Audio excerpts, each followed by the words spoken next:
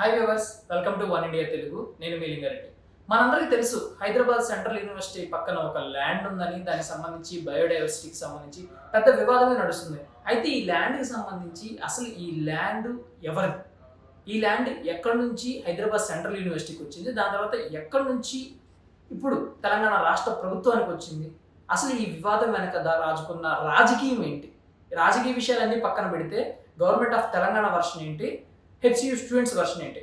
అక్కడ నిజంగా నెమళ్ళు, జింకలు, బయోడైవర్సిటీకి సంబంధించిన వివాదం అంతా జరుగుతూనే ఉందా? చూద్దాం.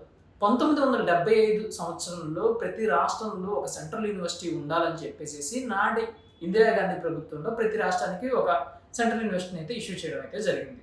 దానికి సంబంధించి 4225 ఎకరాలను కూడా మంజూరు చేయడం అయితే జరిగింది.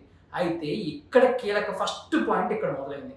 4225 ఎకరాలను అయితే అప్పుడు శాంక్షన్ చేసింది. దీనికంటే ముందు ఇక్కడ సెంట్రల్ యూనివర్సిటీ కట్టడానికంటే ముందు ఇక్కడ వేరే చోట సెంట్రల్ యూనివర్సిటీకి సంబంధించిన తరగతులు జరుగుతూ ఉండేవి. అబిడ్స్లో ఉన్న ఒక కాలేజీలో పెట్టి జరిపించారు. దాని తర్వాత ఏం జరిగింది, ఇక్కడ కన్స్ట్రక్షన్ పూర్తయిపోయిన తర్వాత ఇక్కడికి తీసుకురావడం అయితే జరిగింది. అయితే సెంట్రల్ యూనివర్సిటీ కన్స్ట్రక్షన్ మొత్తం కంప్లీట్ అయిపోయింది. అయితే రిమైనింగ్ ఉన్న ల్యాండ్కి సంబంధించి 2003లో పూర్తిగా ఎలక్షన్కి దగ్గరగా రాబోతుంది. అప్పుడున్న చంద్రబాబు నాయుడు ప్రభుత్వం స్పోర్ట్స్ని డెవలప్ చేయాలని చెప్పేసి స్పోర్ట్స్కి సంబంధించి ఒక భారత్ ప్రైవేట్ లిమిటెడ్ అనే ఒక కంపెనీకి సంబంధించి కొంత భూమిని ఆ రోజు ఇవ్వడం అయితే జరిగింది. అయితే వాళ్ళు ఇచ్చిన తర్వాత ఇది అక్రమ కేటాయింపు అని చెప్పేసి 2006లో వైఎస్ రాజశేఖర రెడ్డి సీఎం అవ్వగానే దీనికి సంబంధించి అవకతవకలు జరిగినాయి అని చెప్పేసి ఇలా కేటాయింపులు చట్ట విరుద్ధం అని చెప్పి కూడా చెప్పడం అయితే జరిగింది.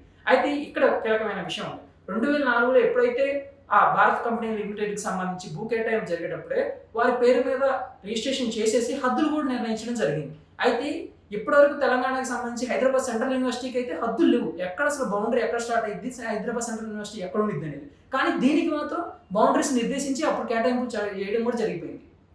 దాన్ని వ్యతిరేకిస్తూ వైఎస్ఆర్ రాగానే దాన్ని రద్దు చేశారు. అయితే ఇలా రద్దు చేయడం కరెక్ట్ కాదని చెప్పేసి ఆ భారత్ కంపెనీ ప్రైవేట్ లిమిటెడ్ వాళ్ళు హైకోర్టుకు వెళ్ళారు. దాని తర్వాత సుప్రీంకోర్టుకు కూడా వెళ్ళారు. 21 సంవత్సరాల నుంచి సుప్రీంకోర్టులో దీనికి సంబంధించి వాద ప్రతివాదనలు అయితే జరుగుతూనే ఉన్నాయి.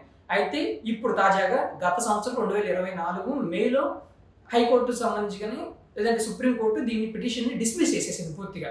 దీనికి సంబంధించిన భూమి మొత్తం తెలంగాణ గవర్నమెంట్దే అని చెప్పి చెప్పడం అయితే జరిగింది. అయితే ఈ చెప్పిన తర్వాత మళ్ళీ ఈ భూమికి సంబంధించి ఏదైతే 400 ఎకరాల భూమి ఉందో దానికి సంబంధించి మళ్ళీ బౌండరీలను నిర్దేశించారు. అయితే ఇక్కడ ఒక కీలకమైన పరిణామం అయితే చోటు చేసుకుంది. అయితే ఈ భూమి మొత్తాన్ని టీజీఐఐసికి బదిలీ చేస్తూ రాష్ట్ర ప్రభుత్వం క్యాబినెట్ అయితే నిర్ణయం తీసుకుంది. దానికి సంబంధించి శ్రీధర్ బాబు కూడా స్పష్టత ఇవ్వడం అయితే జరిగింది. మంత్రి శ్రీధర్ బాబు గారు ఇది మొత్తం ల్యాండ్ మొత్తం టీజీఐఐసి అని చెప్పేసి. ఇప్పుడు అవి అక్కడ వేలం వేసుకొని గూగుల్ లాంటి, మైక్రోసాఫ్ట్ లాంటి పెద్ద పెద్ద కంపెనీలు వస్తే అక్కడ ఇన్ఫ్రాస్ట్రక్చర్ కానీ, ఇండస్ట్రియల్ కారిడార్ కానీ, బయోడైవర్సిటీ లాంటి ఒక పెద్ద సంస్థను డెవలప్ చేసుకోవడానికి, పెద్ద ఇండస్ట్రియల్ కారిడార్ డెవలప్ చేసుకోవడానికి అవకాశం ఉంటుందని తెలంగాణ ప్రభుత్వం అయితే చెప్తా ఉంది. అయితే ఎంతో కాలంగా అక్కడ వివిధ రకాల వన్యజాతికి సంబంధించిన పక్షులు కానీ, జంతువులు కానీ, ఇతర వన్యప్రాణులు కానీ అక్కడ ఉంటున్నాయి.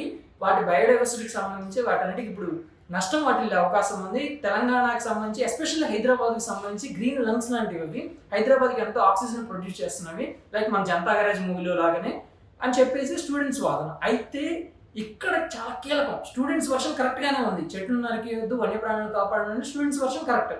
కానీ సంబంధించి ఇక్కడ ఏమంటుందంటే తెలంగాణ ప్రభుత్వం అక్కడ లేక్కు సంబంధించి కానీ, లోపల ఒక లేక్ కూడా ఉంది, వన్యప్రాణులకు సంబంధించి కానీ వాటికి పెట్టాల్సిన కారిడార్ని, వాటికి పెట్టాల్సిన మొత్తాన్ని బౌండరీస్ని ఫిక్స్ చేసి వాటిని అలాగే ఉంచుతాము, వాటికి ఇబ్బంది రానివ్వము, జీవ వైవిధ్యం దెబ్బతినేలాగా మేము ఏమి చేయమని చెప్పేసి గవర్నమెంట్ ఆఫ్ తెలంగాణ చాలా స్పష్టంగా అయితే చెప్పడం జరుగుతుంది. అయితే ఇది రాజకీయంగా పూర్తిగా టర్న్ తిరిగిపోయి యాంటీ కాంగ్రెస్ అయిపోయింది. అయితే ఇక్కడ అసలు రాజకీయం మొదలైపోయింది. ఎంతవరకు కరెక్ట్, ఎంతవరకు కరెక్ట్ కాదు అనేది కూడా కరెక్ట్ కాదు. ఎందుకంటే చెట్లు కొట్టేయడాన్ని అందరూ వ్యతిరేకిస్తూనే ఉన్నారు. కానీ దానికి సంబంధించి డెవలప్ చెందుతున్న ఏరియా గచ్చిబౌలి లాంటి ఏరియా అలాంటిది. సో అక్కడ ఇండస్ట్రియల్ కారిడార్ డెవలప్ చేసుకోవాలి. ఇప్పటికి కూడా ఆ భూమికి సంబంధించి ఇప్పటికి కూడా పూర్తిగా సెంట్రల్ యూనివర్సిటీలో ఇంకా ఎంత ల్యాండ్ ఉంది, ఎంత సెంట్రల్ యూనివర్సిటీ కింద ఉంది, ఎంత రాష్ట్ర ప్రభుత్వం కింద ఉంది, ఎంత టీజీఐఐసి కింద ఉంది అనేది కూడా ఇంకా స్పష్టత రాలేదు. దానికి సంబంధించి కూడా బౌండరీస్ నిర్దేశించాల్సిన ఆవశ్యకత ఉంది.